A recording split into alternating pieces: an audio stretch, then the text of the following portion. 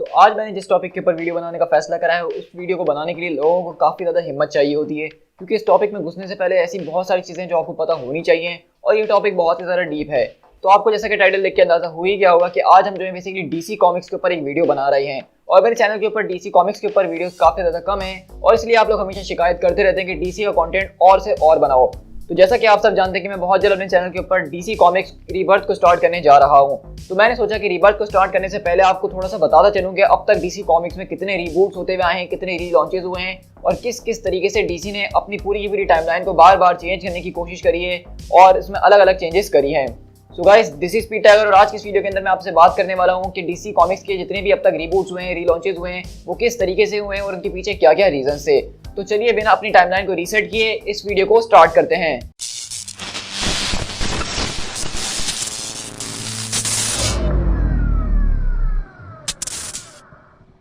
तो इस वीडियो को स्टार्ट करने से पहले ही मैं आपको दो टर्म्स के बारे में बता देना चाहता हूँ। एक होता है हार्ड रीबूट और एक होता है सॉफ्ट रीबूट। हार्ड रीबूट के अंदर ये होता है कि बेसिकली आप जितनी भी चीज़ें अब तक पढ़ते हुए आए हैं, देखते हुए आए हैं, अगर मूवीज़ की बात करें और आपने जब अगला रीबूट करा तो उसके जरिए पिछला जो कुछ भी गुजरा था वो सब कुछ वाइप आउट कर दिया गया है। मतलब अब अगर आप नए कॉमिक्स पढ़ने बैठे हैं तो जो पीछे गुजर चुका है उसका उससे कोई लिंक नहीं है। अब जो नई स्टोरीज आ रही हैं वो इस पूरी की पूरी स्टोरी को एक जीरो से स्टार्ट कर रही हैं और जो पीछे होता हुआ है वो सब बेकार हो गया है। और इसके अलावा जो दूसरा रीबूट है वो कहलाता है सॉफ्ट रीबूट। तो सॉफ्ट रीबूट बेसिकली रेडकॉन को कहा जाता है, यानी कि अगर आपको छोटे मोटे चेंजेस करने किसी कैरेक्टर के हवाले से और किसी पूरी की पूरी कम्युनिटी के हवाले से आप एक कॉमिक बुक रिलीज करते हैं जिसमें आप बता देते हैं कि भाई ये चीज़ें पहले इस तरह से हुआ करती थी, अब ये चीज़ें इस तरह से हैं। और कभी कभार राइटर जो है सॉफ्ट रिबूट को दिखाने के लिए पूरे पूरे इवेंट्स क्रिएट करते हैं ताकि इसके जरिए उनकी स्टोरी भी बिक सके और जो चेंजेस यूनिवर्स के अंदर हुई हैं वो ज़्यादा से ज़्यादा लोग देख सकें। तो अगर हम इसी तरह डीसी कॉमिक्स की बात करें और जो सबसे बड़ा रीजन है जिस वजह से मैं डीसी कॉमिक्स को रेगुलरली अपने चैनल पे शेयर नहीं करता हूँ वो यही है कि डीसी कॉमिक्स के अंदर रीबूट्स बहुत ही ज़्यादा होते हैं। तो हमने जितनी पिछली स्टोरीज पढ़ी हुई होती हैं वो बिल्कुल बेमायने हो जाती हैं और कोई कंटिन्यूटी नहीं बन रही होती। और सारे के सारे रीबूट्स के पीछे डीसी ने बहुत ज़्यादा अपना टाइम वेस्ट करा है, अपना पैसा वेस्ट करा है और अपने बहुत ज़्यादा लॉयल रीडर्स को भी वेस्ट कर दिया है। क्योंकि अक्सर जब रीबूट होता है तो बहुत ज़्यादा चेंजेस हो जाती हैं और जो पुराने रीडर्स होते हैं उनको वो चेंजेस पसंद नहीं आती हैं और इसलिए वो कॉमिक्स पढ़ना छोड़ देते हैं। लेकिन यहीं पर डीसी को फायदा भी होता है कि जिस तरह से अब उन्होंने एक चीज़ को जीरो से स्टार्ट करा है तो जो नए रीडर्स हैं जो कि पिछले 50 साल के कॉमिक्स नहीं पढ़ सकते हैं, अब उनको एक मौका मिला है डीसी कॉमिक्स में कूदने का और वो सबको जान सकते हैं। तो इन सारे के सारे रीबूट को समझने के लिए हम सबसे पहले डीसी कॉमिक्स की शुरुआत में चलते हैं। तो जब डीसी कॉमिक्स शुरू हुए थे 1930s के लेट के अंदर, तो उस वक्त जो है कॉमिक बुक्स कोई इतना बड़ा मीडियम नहीं माना जाता था और किसी ने नहीं सोचा था कि अगले 50-60 साल के बाद कॉमिक बुक्स इतने मशहूर हो जाएंगे कि उनको मूवीज के अंदर अडॉप्ट किया जाने वाला है और वही इस टाइम की जो है हाईएस्ट ग्रोसिंग मूवीज भी मानी जाती हैं। लेकिन उस टाइम पे होता इस तरह से था कि जब सुपरमैन, बैटमैन ये अलग अलग कैरेक्टर्स बनाए गए थे तो इनको अलग अलग राइटर्स लिखा करते थे और हर राइटर जो है इनको अपनी ही एक यूनिवर्स के अंदर क्रिएट करता था और वो अपनी एक यूनिवर्स के अंदर उस कैरेक्टर के साथ खेला करता था। लेकिन आहिस्ता आहिस्ता जब बहुत ज़्यादा कैरेक्टर्स बनना शुरू हुए और क्रॉस ओवर होना शुरू हुए तो ये कंफ्यूजन आना शुरू हो गया कि आखिरकार बैटमैन सुपरमैन के कॉमिक्स में किस तरह दिख रहा है, आखिरकार फ्लैश जो है वो बैटमैन के साथ कैसे नजर आ रहा है। और एक वक्त में डीसी कॉमिक्स में ऐसा हो गया था कि हमें दो फ्लैश नजर आ रहे थे, जहाँ पे एक बैरी एलन का मेन फ्लैश था और इसके अलावा एक और दूसरा फ्लैश पहले से ही मौजूद था जो कि जे गैरिक प्ले करते थे। अब बहुत ज़्यादा कम्युनिटी के अंदर इस बात के ऊपर बहस छिड़ गई थी कि आखिरकार दो फ्लैश कहाँ से आ गए हैं, क्योंकि बैरी एलन वाला जो फ्लैश था वो लिटरली जो है जे गैरिक वाले फ्लैश को एक कॉमिक के अंदर रीड कर रहा था। तो इससे तो ये बात साबित होती है कि जो हम कॉमिक रीड कर रहे हैं वो ही कोई और कॉमिक रीड कर रहा है, एक दूसरी यूनिवर्स का फ्लैश। तो जिस तरह से अब यहाँ पे जो है एक कैरेक्टर के बहुत ज्यादा वर्जन नजर आने लग गए थे और उसकी कोई खास एक्सप्लेनेशन नहीं दी गई थी कि किस तरह से नजर आ रहे हैं, तो फिर डीसी कॉमिक्स के अंदर मल्टीवर्स का कॉन्सेप्ट लाया गया कि एक तरह की अर्थ बहुत सारी मौजूद है इस पूरी की पूरी यूनिवर्स के अंदर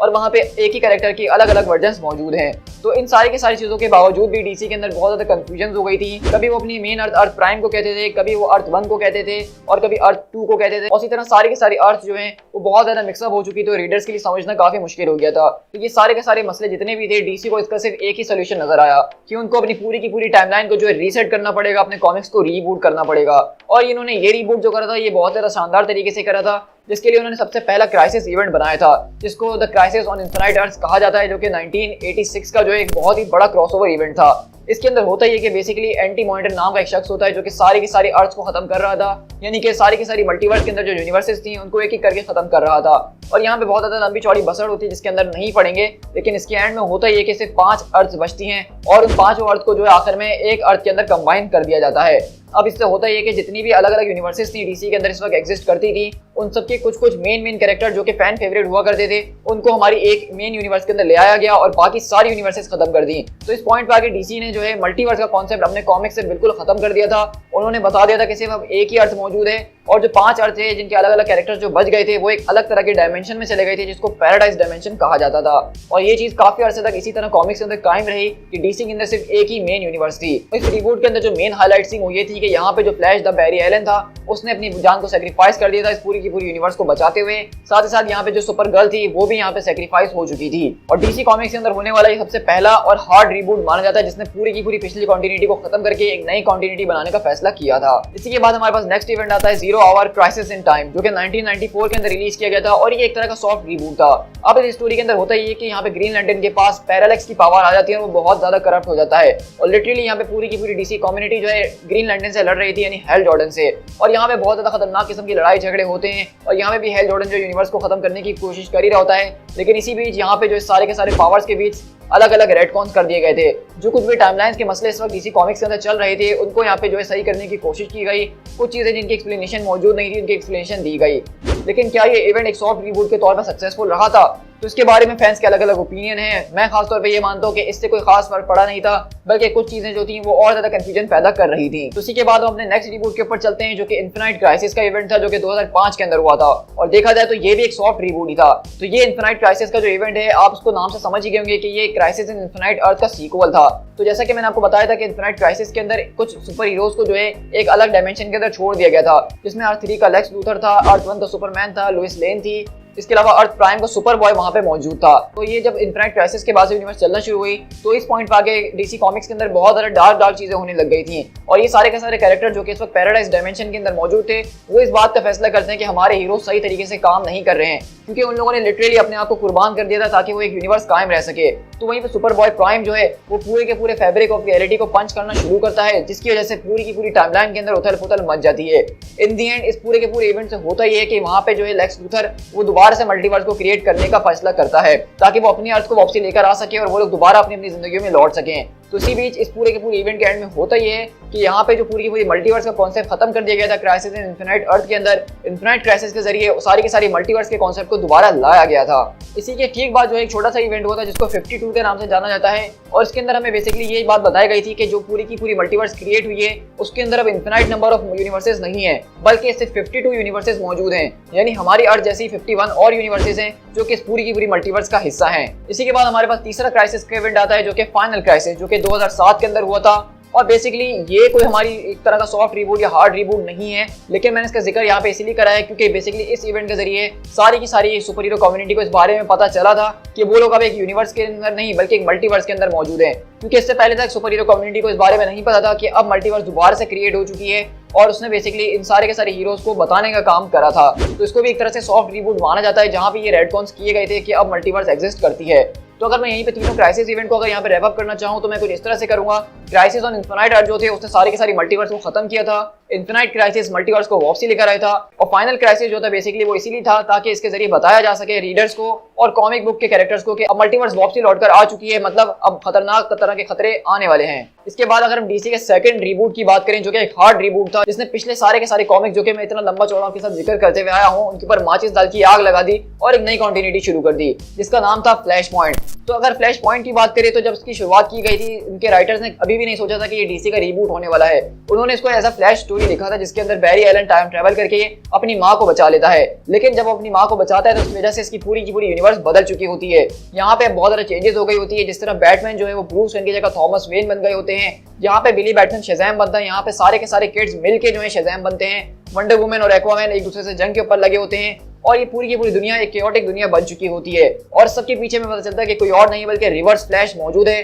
जो कि फ्लैश का विलन होता है। और इन दी एंड जब फ्लैश अपने उस विलन को हरा के पूरी की पूरी यूनिवर्स को रिस्टोर करता है तो पिछली जितनी भी चीजें आज तक हुई भी होती हैं वो सब कुछ वाइप आउट हो जाती हैं, मतलब क्लीन स्लेट। तो क्राइसिस ऑन इन्फिनाइट अर्थ के बाद फ्लैश पॉइंट ये है जो दूसरा बड़ा हार्ड रिबूट था जिसके जरिए पूरी की पूरी कंटिन्यूटी को मिटा दिया गया था पिछली और एक नई शुरुआत की गई थी। इसके जरिए जितने भी यहाँ पे जो हमारे पास इश्यूज रिलीज होना शुरू हुए थे बैटमैन, सुपरमैन, वंडर वुमन के, उनको जीरो से स्टार्ट किया गया था, उनकी नंबरिंग जीरो कर दी गई थी और उनके अंदर उनके नए ओरिजिन्स बताए गए थे, उनके अंदर चेंजेस की गई थी ओवरऑल अगर देखा जाए तो फ्लैश पॉइंट के बाद जो हमारे पास नया एरा आया था उसको न्यू 52 कहा जाता है, क्योंकि इस पूरे के पूरे एरा को शुरू करने के लिए 52 अलग अलग टाइटल्स को लॉन्च किया गया था जो कि अलग अलग कैरेक्टर्स की अलग अलग स्टोरीज को बता रहे थे। और ये बात भी स्टैब्लिश की गई थी कि न्यू 52 के अंदर भी सिर्फ 52 आर्ट्स ही मौजूद हैं और इस पूरी की पूरी मल्टीवर्स के अंदर 52 आर्ट्स ही रहने वाली हैं। अगर हम न्यू 52 की बात करें तो नए जो रीडर्स थे उन्होंने इसको बहुत ही ज्यादा सपोर्ट करा, डीसी ने अच्छा खासा पैसा भी कमाया जो कि वो कमाने के लिए ये सब करता है। लेकिन यहाँ पे जो पुराने रीडर्स थे उनको बिल्कुल भी ये पसंद नहीं आया, क्योंकि यहाँ पे बहुत ज्यादा चेंजेस कर दी गई थी। सुपरमैन के कैरेक्टर को बहुत अलग दिखाया गया था, कुछ फैन फेवरेट कैरेक्टर्स थे उनको खत्म कर दिया गया था टोटली।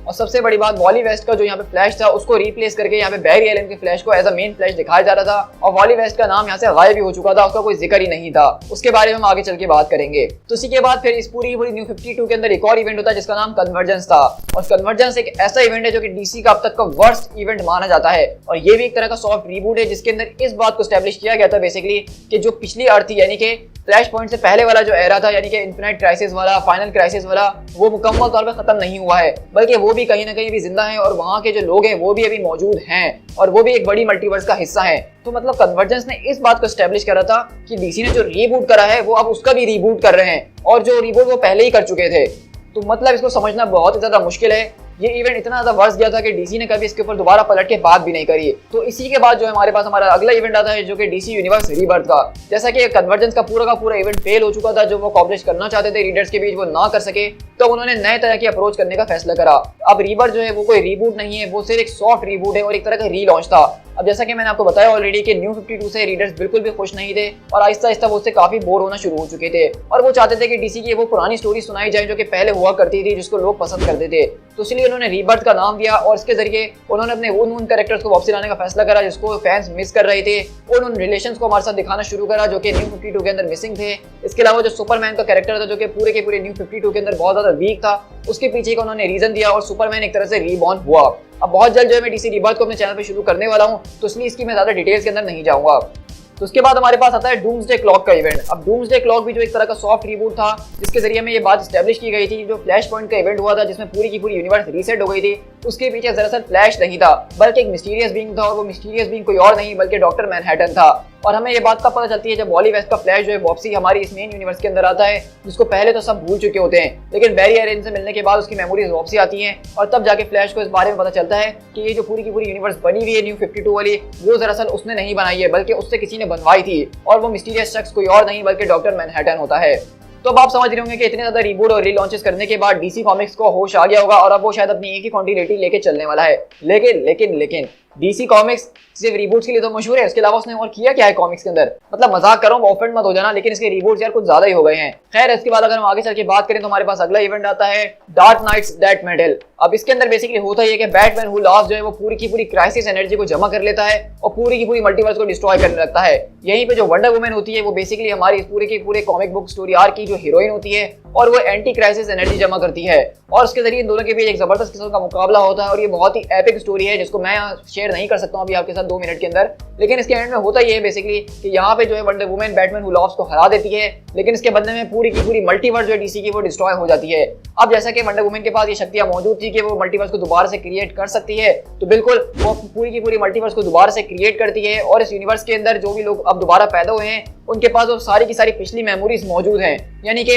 वो किस तरह से मरे थे और किस तरह से सारे के सारे इवेंट हुए हैं इसकी नॉलेज उनके पास मौजूद है और वो सब कुछ वैसा ही चल रहा है। तो एक तरह से देखा जाए तो ये एक सॉफ्ट रिबूट था जिसके अंदर यूनिवर्स खत्म तो हुई लेकिन कैरेक्टर्स बिल्कुल अपनी जगह वैसे ही हैं जैसे वो पहले हुआ करते थे। इस यूनिवर्स के अंदर जो मेन चेंजेस थी वो ये थी कि अब वंडर वुमन इस यूनिवर्स का हिस्सा नहीं रही थी और वो एक अलग ही तरह की गॉडेस बन चुकी थी जो कि सारी की सारी मल्टीवर्स के ऊपर नजर रख रही थी। तो इसी के बाद जिस तरह फ्लैश पॉइंट के बाद न्यू 52 एरा आया था, तो इसी के बाद हमारे पास फ्यूचर स्लेट नाम का एक एरा आया था जो कि अभी 2021 की शुरुआत में हमारे साथ शेयर किया गया था और उसके अंदर हमने डीसी कॉमिक्स के एक अलग अलग कैरेक्टर्स को देखा, हमने जस्टिस लीग की एक नई टीम को देखा, हमने देखा कि बैटमैन अब ब्रूस वेन नहीं रहा है बल्कि उसकी जगह कोई और बन चुका है और इस तरह के हमने काफी ज्यादा चेंजेस देखी इस नई यूनिवर्स के अंदर। फ्यूचर स्टेट जो कि अभी 2021 के अंदर ही लॉन्च किया गया था, अब उसको भी दोबारा से रीलॉन्च करने का फैसला किया गया है और अब हमारे पास डीसी का सबसे ज्यादा रीसेंट और लेटेस्ट इवेंट आ रहा है जिसका नाम है इन्फिनाइट फ्रंटियर। अब आप बोलेंगे कि भाई ये हो क्या रहा है, मतलब 2021 में एक रीबूट हुआ, इसके बाद दोबारा से रीबूट। तो भाई डीसी कॉमिक्स का काम ही यही है, जैसा कि मैंने तुम्हें पहले कहा। तो बेसिकली फ्यूचर स्लेट के जरिए उन्होंने इस बात का फैसला करा कि वो देखना चाहते हैं कि रीडर्स को ये चीज पसंद आ रही है कि नहीं।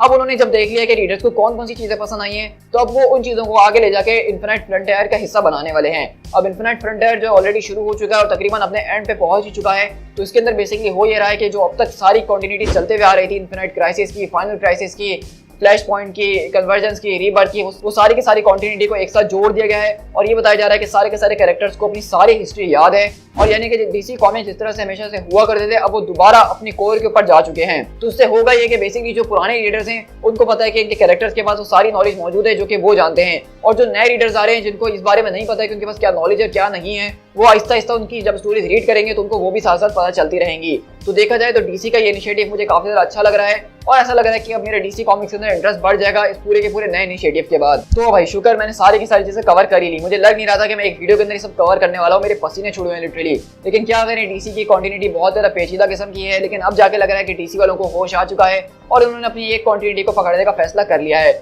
मैं ये कहूंगा कि कॉमिक्स के अंदर इस तरह के बार बार रीबूट्स नहीं करने चाहिए। इसके जरिए जो रीडर्स उनके साथ शुरू से बने हुए होते हैं वो काफी ज्यादा डिसहार्ड होते हैं और उनको दोबारा से सब कुछ पढ़ना पड़ता है जो वो ऑलरेडी पहले से जानते हैं। मतलब बैटमैन और सुपरमैन का ओरिजिन आप कॉमिक्स में आखिरकार कितनी ही बार देखेंगे, जबकि अब 6 साल के बच्चे को भी ये बात पता होगी कि बैटमैन के पेरेंट्स को गोली लगी थी और तब जाके वो बैटमैन बन गया था। तो उसको बार बार दिखाने का कोई मकसद बनता ही नहीं है। तो इसलिए अभी जो हमारे पास इन्फिनाइट फ्रंटियर है उसके जरिए ये बात एस्टेब्लिश की गई है कि अब डीसी जो एक मल्टीवर्स का हिस्सा नहीं बल्कि एक ओमनीवर्स का हिस्सा है, और ऐसा बताया जाने लगा है कि डीसी यूनिवर्स के साथ और भी ज्यादा अलग अलग मल्टीवर्सेस मौजूद हैं और डीसी से वो लोग उसको एक्सेस कर सकते हैं। तो ऐसा लगने लगा है कि अब डीसी कॉमिक्स जो एक बहुत ही अलग लेवल पे जा रहे हैं, जहाँ पे वो मल्टीवर्स से निकल के ओमनीवर्स की बात खुलेआम कर रहे हैं, और ओमनीवर्स के अंदर कुछ भी पॉसिबल हो सकता है। यहाँ तक कि डीसी वाले जो हैं अपने कॉमिक्स के अंदर मार्वल कैरेक्टर्स को भी दिखा सकते हैं अगर वो चाहें तो। और ऐसे रूमर्स भी सुनने में आ रहे हैं कि डीसी का जो अगला क्राइसिस इवेंट होने वाला है, जो कि एक बहुत ही बड़ा इवेंट होगा, उसके अंदर मार्वल के कैरेक्टर्स भी यहाँ पे क्रॉसओवर करते हुए नजर आएंगे। तो सच कहूँ तो मैं डीसी कॉमिक्स के लिए काफी ज्यादा एक्साइटेड हो चुका हूँ जब से उन्होंने ये ओमनीवर्स वाली बात करी है, और अब हम अपनी इमेजिनेशन को बहुत ज्यादा वाइड कर सकते हैं। अब हम सोच सकते हैं कि यहाँ पे अलग अलग यूनिवर्सेस के, यानी मार्वल और इसके अलावा दूसरी यूनिवर्सेस जो हैं, चाहे इसमें इनविंसिबल यूनिवर्स हो, चाहे दी बॉयज की यूनिवर्स हो, वो सब भी यहाँ पे हमें क्रॉसओवर होते हुए नजर आ सकती हैं। सो गाइस, इसी के साथ हम अपनी वीडियो को यहीं पर रैप अप करते हैं। मैं जानता हूँ कि वीडियो काफी ज्यादा लंबी हो चुकी है, लेकिन डीसी के कांड के लिए इतनी ज्यादा लंबी है तो अब इसमें मैं क्या कर सकता हूँ। खैर जो भी हो, मैंने यहाँ पे डीसी के सारे रीबूट्स को आपको सबसे ज्यादा आसानी से और शॉर्ट करके समझाने की कोशिश करी है। तो आई होप कि आपको समझ में आ गया होगा कि डीसी के मेन कौन से इवेंट्स हैं जो कि आज तक हुए हैं, और उन इवेंट्स के जरिए किस किस तरीके से उन्होंने रीबूट करे हैं, चाहे वो हार्ड हो या सॉफ्ट हो। अगर देखा जाए तो डीसी कॉमिक्स के अंदर आज तक सिर्फ 2 ही हार्ड रीबूट किए गए हैं, जो कि क्राइसिस ऑन इन्फिनाइट अर्थ था और फ्लैश पॉइंट का था। इसके अलावा बाकी जो है वो सारे सॉफ्ट रीबूट्स थे, लेकिन उन्होंने भी काफी ज्यादा चेंजेस डीसी के अंदर करी हैं। सो गाइस, आप मुझे बताइएगा कि आपको ये वीडियो कैसी लगी है। इस वीडियो को बनाने में मैंने काफी ज्यादा रिसर्च करी है, तो अगर आपको ये वीडियो पसंद आई है तो कमेंट करके जरूर बताइएगा, और अगर ज्यादा ही पसंद आई है तो अपने दोस्तों के साथ शेयर करना तो बिल्कुल भी मत भूलिएगा। इसके अलावा मैं बहुत जल्द अपने चैनल के ऊपर डीसी रीबर्थ को स्टार्ट करने जा रहा हूँ, जिसकी आपने मुझसे काफी ज्यादा रिक्वेस्ट करी थी। तो अगर आप उसको मिस नहीं करना चाहते तो चैनल को सब्सक्राइब करके बेल आइकन जरूर दबाइएगा। So guys, this is speed tiger, मिलते हैं अपनी किसी और वीडियो के साथ। Till then, thank you so much.